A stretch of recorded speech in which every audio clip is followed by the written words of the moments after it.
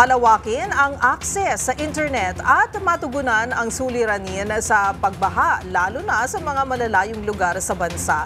Ito ang pinag-usapan ni Pangulong Bongbong Marcos kasama ang Private Sector Advisory Council Infrastructure Sector Group o ang PSAC-ISG sa rekomendasyon nitong tutugon sa mga naturang suliranin. Ang buong detalye ihahatid sa atin ni Rovic Manuel.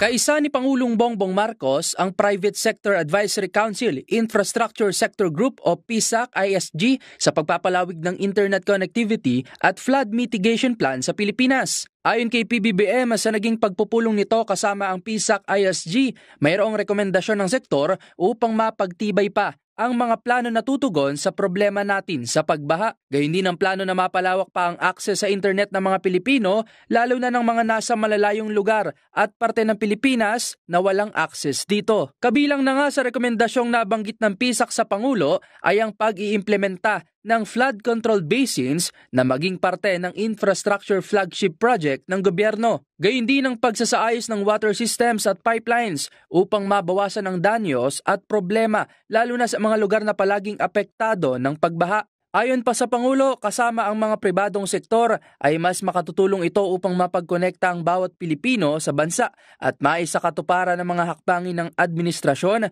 patungo sa bagong Pilipinas. Para sa MBC TV Network News, ito si Rovic Manuel, una sa Pilipinas, una sa Pilipino.